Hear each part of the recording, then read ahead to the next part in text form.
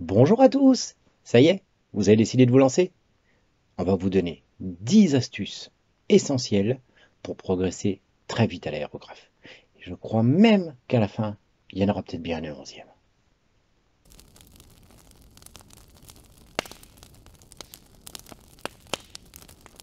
Alors, ce petit outil est vraiment quelque chose de génial, qui va nous faire gagner énormément de temps à nous autres peintres de figurines. On va pouvoir faire tout ce qui est sous-couchage, tout ce qui est couche de base, les éclaircissements, et plus on va progresser, plus on s'apercevra qu'on peut faire de choses assez complexes avec. Ça remplacera jamais le pinceau, bien sûr, mais ça permet de faire quand même une grosse partie du travail et de donner des effets qu'on ne pourrait pas donner au pinceau de toute façon. Alors, première astuce, ça c'est le pouce que vous devez mettre en bas de la vidéo, puis pensez à vous abonner. Alors la première astuce, c'est la dilution. La dilution, mine de rien, c'est la clé. Il faut toujours avoir une peinture bien diluée. Vous même mieux un peu trop que pas assez. Quand elle n'est pas assez diluée, ça va beaucoup crachoter, on va faire des marques sur la figurine, et en plus ça va boucher tout le temps. On va passer son temps à nettoyer et récurer son aérographe. Du coup, c'est un coup à se dégoûter de la chose et à se dire ouais mais l'aérographe en fait c'est nul, autant que je repasse au pinceau. Alors qu'en fin de compte, ça va très bien si la peinture est bien diluée. Alors on parle souvent de consistance qui ressemble à du lait, c'est pas facile à voir. Mais dans l'idéal, il faut que ça soit un petit peu plus gras que de l'eau, que ça glisse sur les bords, mais que ça laisse un peu de marque. Alors, en même temps, je vous montre, mais on fera peut-être quelque chose vraiment de spécifique à la dilution. Qui domine la dilution, domine le monde. Yo, deuxième astuce. Alors la pression. La pression, c'est quelque chose, les gens s'en font un monde, mais c'est pas dur à gérer. Mais souvent, la plupart des gens travaillent avec des pressions bien trop élevées, souvent de 3 bars, 3 bars 5. C'est n'importe quoi pour l'aérographe. Généralement, on travaille des pressions entre 1 et 1 bar 5. 2 bars pour le sous-couchage, éventuellement la couche de base, ça dépend de la taille de la pièce. Mais souvent, il vaut mieux se placer un peu plus bas. Forcément, on va envoyer moins d'air, moins de peinture, mais ça va permettre d'y aller plus progressivement, plutôt que d'envoyer trop d'un coup, de saccager sa figurine et d'être obligé de tout recommencer. Troisième astuce. Alors, dans la suite d'idées de la pression, on va se servir du bloc aiguille qui est à l'arrière de l'aérographe. La plupart des aérographes en ont. Si vous choisissez un aérographe, je vous conseille un aérographe qui en a un, absolument. Ça va vous permettre d'envoyer moins de peinture, surtout au début. Avec le temps, vous allez vous habituer à gérer votre geste, à envoyer plus ou moins de peinture. Mais au début, ça va énormément vous servir pour ne pas en envoyer trop d'un coup. C'est comme pour la pression. En envoyant moins de peinture, vous allez en mettre moins à chaque fois. Ça va nécessiter plus de passages, vous allez devoir prendre un peu plus de temps, mais au final, vous allez en gagner derrière parce que vous n'allez pas saccager votre figurine en mettant trop et partout. Et du coup, vous ne serez pas obligé de tout recommencer. Alors, je sais qu'on a fait une super vidéo sur le décapage de figurines, je vous mets le lien en haut là, mais sincèrement, c'est quand même mieux de ne pas avoir à les redécaper tout le temps. Quatrième astuce. Alors celle-là, elle est toute simple, mais la plupart des gens ne le font pas. Pensez à avoir une feuille à côté de vous.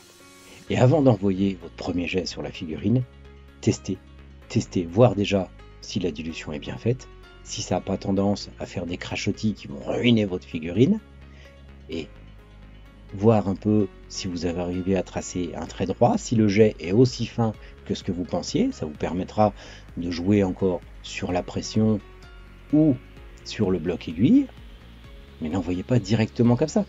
Alors c'est quelque chose qui vous servira énormément. Ce petit geste tout simple, il va vous assurer d'avoir un jet exactement comme il faut pour le travail que vous voulez faire. Donc franchement, pourquoi s'en priver? On a tous des feuilles qui tiraient, des arrières de lettres de courrier publicitaire qui ne nous servent à rien. Autant recycler. Hein.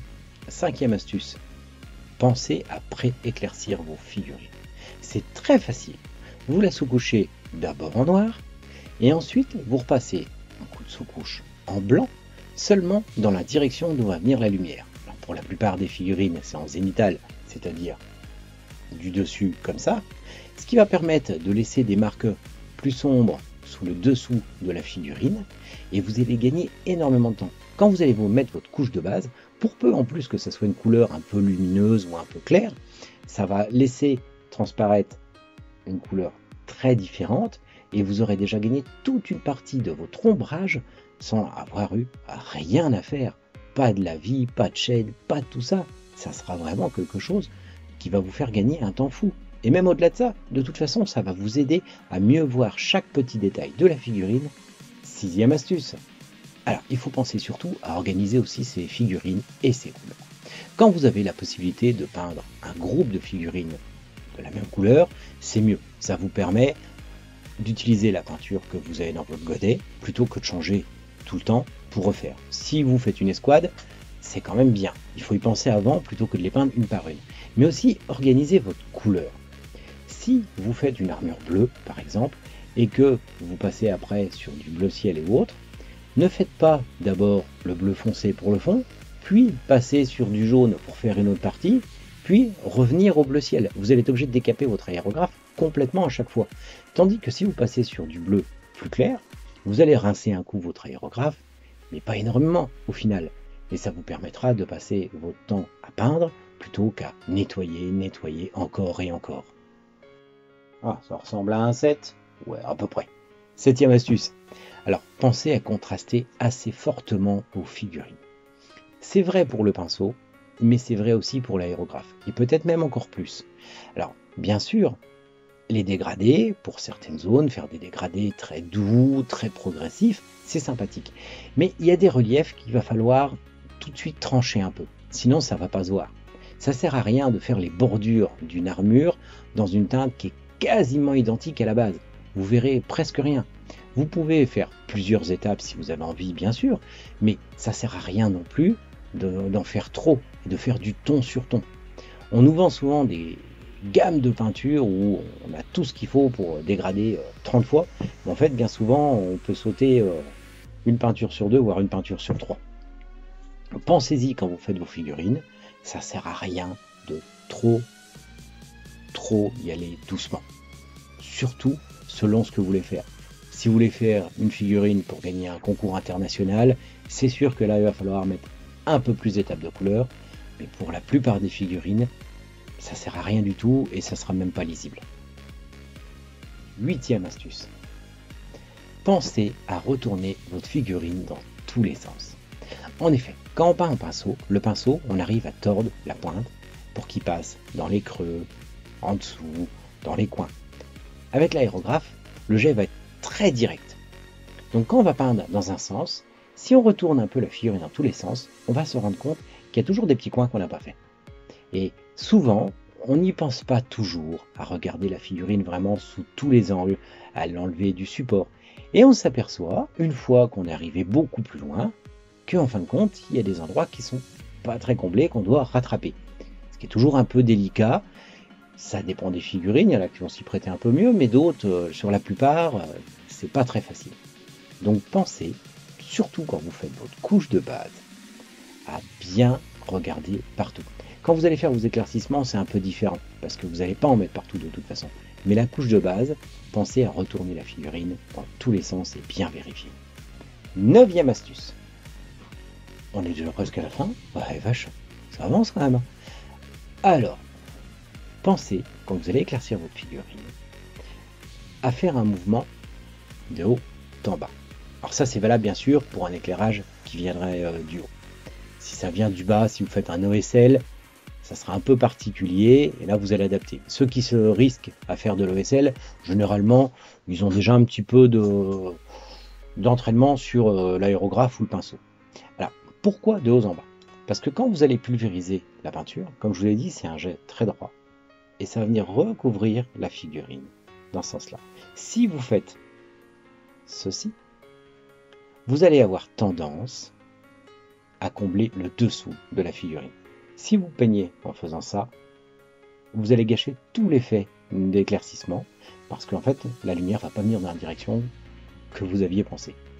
Pareil, dans le même principe, si vous peignez les pièces détachées, faites très attention à ce que l'éclaircissement de chaque pièce correspondent à l'éclaircissement des autres. Parce que sinon, ça ne va pas donner un très beau résultat quand vous allez la monter. Vous allez galérer à essayer de réorienter et tout, et ça ne va pas forcément le faire. Donc pensez à bien regarder d'où ça vient, et de passer de haut en bas. 10e astuce. Alors j'en entends déjà certains qui vont dire qu'on n'est pas un vrai peintre si on fait ça. Mais moi je vous dis, n'hésitez pas à utiliser du scotch de masquage. Du scotch ou même un gabarit de masquage. Ça va vous simplifier énormément la vie. Ça va vous servir soit à protéger les parties qui sont déjà peintes à côté pour pas risquer d'en remettre dessus, ou alors ça va vous permettre de faire des marquages comme des émarquages d'unités sur l'espèce marine avec une simplicité extrême. Et pareil pour les gabarits. Les gabarits, étant donné que le jet est très droit d'un aérographe, vous allez pouvoir, en mettant le gabarit devant, décider des lignes relativement parfaites. Il n'y aura peut-être pas ou très peu de retouches à faire derrière, et ça va vous faire gagner un temps fou. Donc n'hésitez pas à utiliser du scotch de masquage, que ce soit du scotch spécialement prévu pour le modélisme, ou même du scotch de bricolage. Attention quand même à en acheter de bonne qualité, que ça n'arrache pas la peinture en dessous, ça serait dommage. Ou des gabarits de masquage, il ne faut pas hésiter.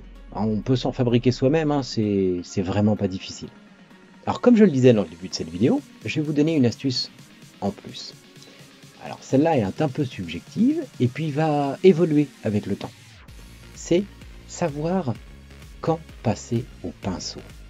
Alors c'est pas toujours facile. Au début, à l'aérographe, on va pas arriver à faire les plus petits détails ou autres. Donc si au début, à l'aérographe, vous n'arrivez à faire que la sous-couche, les pré-éclaircissements, la couche de base, même les premiers éclaircissements, et que vous passez au pinceau derrière, c'est pas gênant, c'est tout à fait normal. Avec le temps, vous allez apprendre à mieux gérer le bloc aiguille, la pression, la dilution de la peinture, à être de plus en plus précis avec votre aérographe, et vous allez aller de plus en plus loin avant de passer au pinceau. Au début, c'est normal, ça prend du temps de progresser. Il ne faut pas s'inquiéter, c'est tout à fait normal, et c'est même plutôt une bonne chose. Donc, il va falloir juger de ce moment de passer au pinceau. Si vous voyez que vous commencez à attaquer quelque chose, vous avez un peu de mal, vous commencez à trop déborder à côté, vous n'arrivez pas à viser, c'est le moment de passer au pinceau. La prochaine fois, avec de l'entraînement, vous irez encore plus loin. Pensez aux feuilles d'entraînement.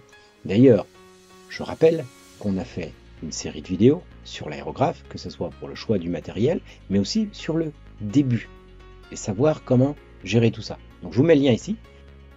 Merci d'avoir regardé cette vidéo, j'espère que ça vous aura plu, que ça vous aura donné envie de tester l'aérographe et d'aller de plus en plus loin avec.